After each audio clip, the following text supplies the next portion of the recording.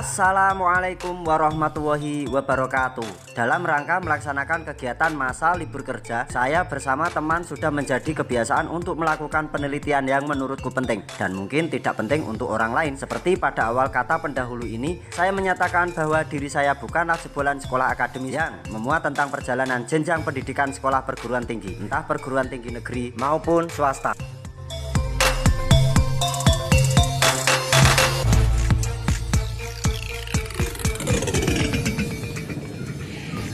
Kurang gawean lur, mangsane udan gluduknya gede-gede malah ngejak belasaan yang kuburan. Desa apa mu Kang? Blerong. Kok blerong Demak. Brak napa Pak? Sombron. Berarti kecamatannya derek pundi mriki? Tuntang. Nah, kecamatan iku Tuntang. Kita ini berada di desa Sombron, kecamatannya ikut Tuntang, nek kabupatennya kayaknya tetap ikut Semarang. Nah, kita meh blusukan ke makam sapa mu Kang? Suko Lelono ya? Tumenggung ya? Oh, Panembahan Suko Lelono lah. Sapa kuwi Panembahan Suko Lelono? Siang itu, berkah hujan sudah menjemput dan menyapa semua ciptaannya di bumi. Kehadirannya sangat diterima dengan baik, diterima penuh dengan sukacita oleh alam dan isinya. Ketika nalar mulai beranggapan, ketika nalar mulai berpikir dengan baik, bahwa hujan adalah berkah dan rizki dari Yang Maha Kuasa, maka, mulai dari sini, raga dan nyawa serasa mempunyai kewajiban untuk berucap syukur dan tetap berdoa kepada Allah Subhanahu wa Ta'ala. Alhamdulillah, wa syukurillah, ala nimatillah, la haula wala quwata illa billah, amma badah. Alhamdulillah, dipertemukan dengan hari-hari yang sangat baik. Kesempatan siang ini, kami masih diberikan kesempatan untuk sowan ke komplek makam, yang berada di sebuah desa, di Kecamatan Tuntang, dan masih di lingkup Kabupaten Semarang. Kurang begitu paham, soal sejarah atau cerita, tentang salah satu tokoh yang memiliki gelar dengan sebutan Panembahan ini, ketika kita sampai di Dusun Sombron, Desa Telompakan. Informasi tentang makam tokoh tersebut, tidak begitu banyak yang kita terima. Karena, pribadi kita masing-masing, belum menemukan seseorang yang tepat, seseorang yang mungkin kita anggap sebagai tokoh sesepuh desa, seseorang yang mampu menceritakan sepak terjang dari tokoh yang dimakamkan di desa tersebut. Hanya mendengar nama tokoh yang dimakamkan, beliau lebih dikenal dengan sebutan Suko Lelono, atau nama gelarnya Panembahan Suko Lelono, karena minimnya informasi yang kita terima. Suatu kehormatan untuk kami, bisa sowan ke makam beliau, bisa tawasul ke makam beliau, tanpa adanya syarat yang ditentukan. Semua bisa dilaksanakan, dan semua dipersilahkan, bagi siapa saja yang mau menziarahi makam tokoh tersebut. Dengan catatan, sopan santun di dalam komplek makam, menjaga kebersihan, dan yang paling utama adalah menerapkan adat dan adab. Jika kita mendengar nama dengan gelar Panembahan Suko Lelono, pastinya kita sudah tahu dengan penggambaran karakter tokoh yang dimakamkan. Setidaknya kita juga tahu sosok beliau, walaupun kita tidak pernah hidup sejaman dengan beliau. Kira-kira apa yang menunjukkan, dan kira-kira apa yang menonjol dari karakter seorang tokoh tersebut? Iya, benar, nama dan gelar beliau. Mari kita onceki, dan mari kita kupas sedikit tentang beliau. Nah, gini, nah, tak terangke sih kan. Makam Panembahan Suko Lelono. Kenapa pintunya itu pendek? Tidak seperti pintu-pintu makam pada umumnya. Karena supaya kita itu tetap menghormati beliau. Itu yang pertama. Supaya kita tetap menjaga sikap, adab, dan sopan santun ketika kita berziarah ke makam orang yang memiliki peranan penting. Panembahan Suko Lelono. Panembahan. Mlebet Pak. Ya Bu, mlebet Bu. Ajeng mriki, kang sono mlebu lah. Ya tak mlebu. Mboten Pak, sakit kok. Ngeten to Pak. Mboten to nggih. Geser. Walah. Assalamualaikum. Mbah putune teko. Nah, kita harus jongkok seperti ini.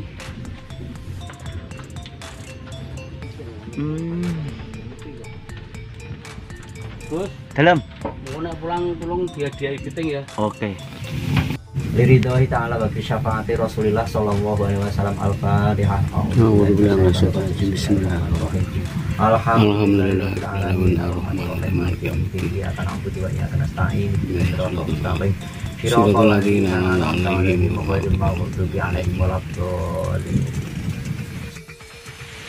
Wah, sakit nih. Aduh.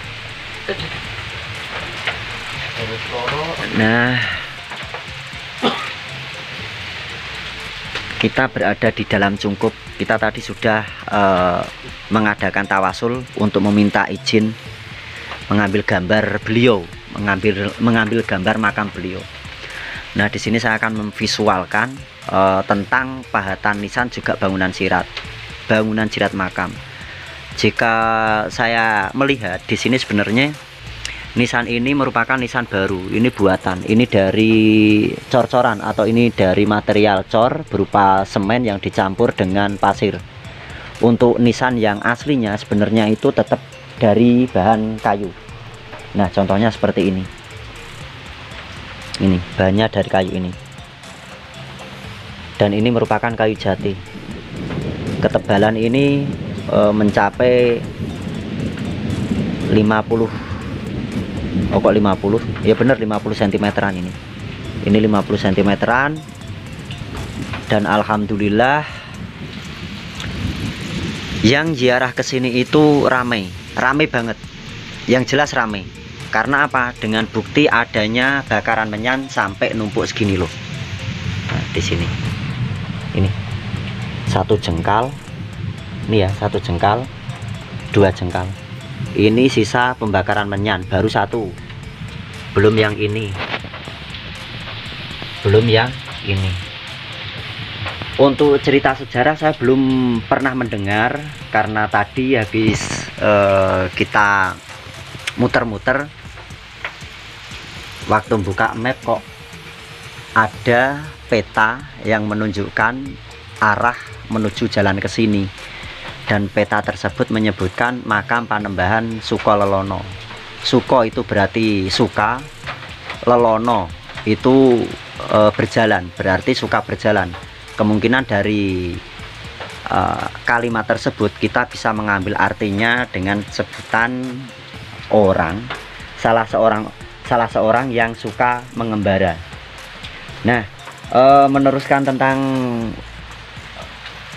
makam ini di era tahun berapa, yang jelas ini era Pakubuwono tahun 1800-an, erane Pakubuwono, tapi ini langgame langgam Pantura. Nah, makam seperti ini sebenarnya sudah populer di tahun-tahun 1800-an. Ini seera dengan makame Mbah Wali Sengojo yang di Gedang Anak, terus seera dengan makame Senopati Bantar Angin yang di Cantung Semarang, Gunung Cantung Semarang, seera dengan Mbah Soleh Darat. Ini makam beliau. Kita berada di dalam cungkup makamnya. Itu nanti jalan keluar. Kita nanti pas keluar tidak boleh membelakangi, itu adabnya yang diciptakan seperti itu. Nah, ini jirat makam nih. Ini dari kayu jati asli, cuma memang di apa ya istilahnya, tetap dibangun betengan dengan material baru, material pasir, semen yang dihaluskan supaya jirat ini tetap bertahan. Sudah lama loh, tapi kayunya masih keras. Panembahan itu berarti beliau salah seorang yang memiliki jabatan penting di sistem pemerintahan kala itu. Ini langgam Pantura 1800 sampai 1830-an. Yang jelas seera dengan Kiai Soleh Darat.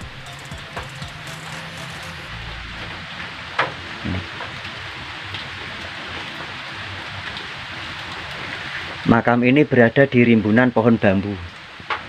Sekarang kita keluar Pamit putune nggih, Mbah. Assalamualaikum. Yalah. Memang agak sulit.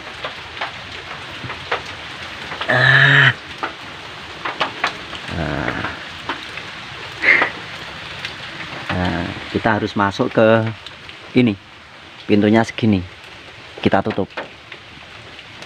Nah. Ini paling sekitar 80 kali 70. Sini 80, yang ke sini 70. Gelar adalah sebuah panggilan baru yang disematkan kepada seseorang yang banyak membantu perjuangan atau sudah banyak membantu memperjuangkan hak-hak pada saat itu. Panembahan, sebuah gelar yang disematkan kepada seorang pemimpin yang membantu memakmurkan suatu wilayah dan mempertahankan kedaulatan negara, menjaga dan melindungi negara dari ancaman pihak luar. Bangunannya masih lama, maksudnya bangunan kuno.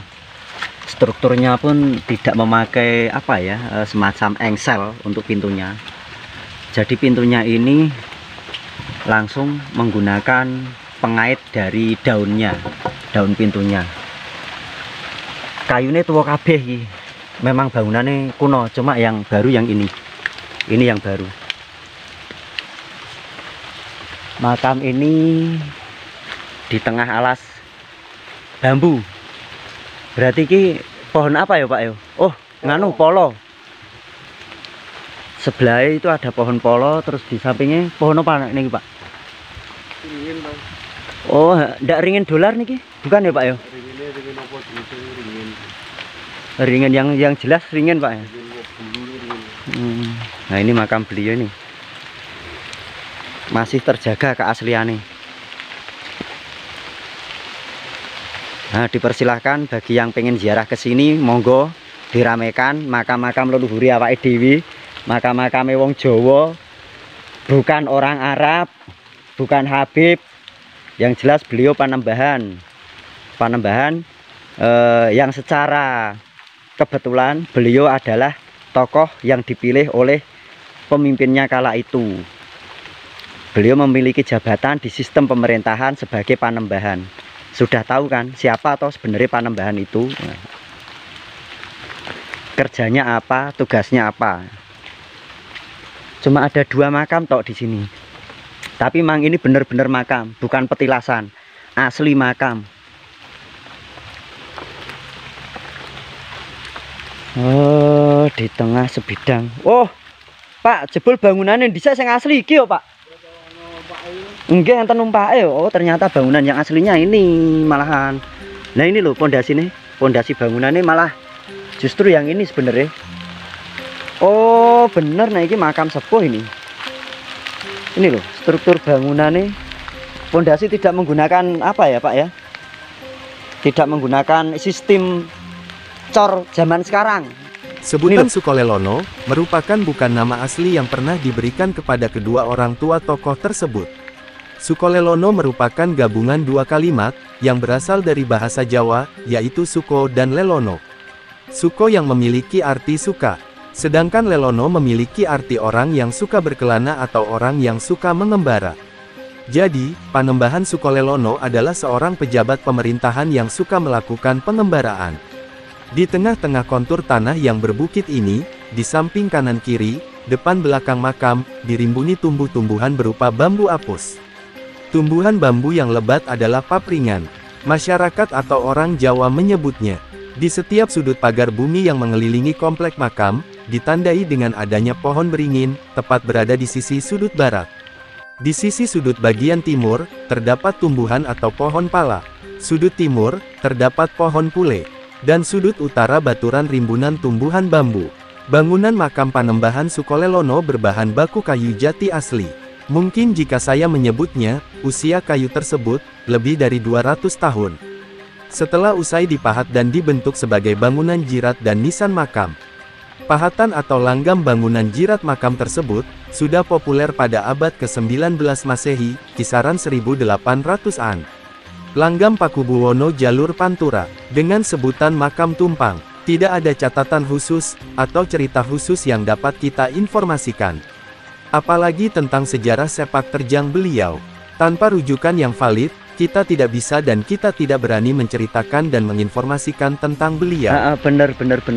Makam beliau berada di apa ya, kontur tanah yang berbukit sebenarnya. Karena memang beliau memiliki apa ya, derajat yang sangat tinggi, ilmu yang sangat tinggi, ilmu tata negara, terus mungkin ilmu ma'rifat, mungkin juga ilmu tasawuf. Kalau orang Jawa zaman dahulu itu yang terkenal ilmu tasawufnya, yang bisa tahu dan bisa mengartikan kalimat sangkan paraning dumadi, kowe saka ngendi arep ning ngendi. Nah, itu sing paling sebenarnya yang berat itu cara menjalankannya. Kalimat sangkan paraning dumadi, kowe saka ngendi arep ning ngendi. Rasa-rasanya gue sudah pinter ya. Kandhani ya, Pak. Sekian dulu belusukan makam kali ini bersama Guse. Saya tadi derek habis takziah ke ibunya Mbak Yuderi Aditya. Meskipun tidak bertemu beliau, tapi alhamdulillah bisa berjumpa dengan keluarganya. Ini bersama Mas Sino ya. Mas Sino ya. Mas Sino ini ndak ikut ziarah ke sini. Lain waktu pasti kita sambung lagi. Saya kira sekian dulu, ini leluhur kita yang patut kita pundi-pundi. Nah, asli Jawa. Ini bukan apa?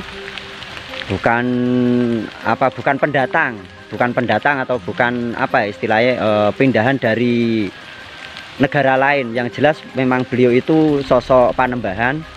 Beliau asli orang Jawa gitu. Sekian dulu, usikum wa nafsi bitaqwallah. Assalamualaikum warahmatullahi wabarakatuh. Waalaikumsalam warahmatullahi wabarakatuh.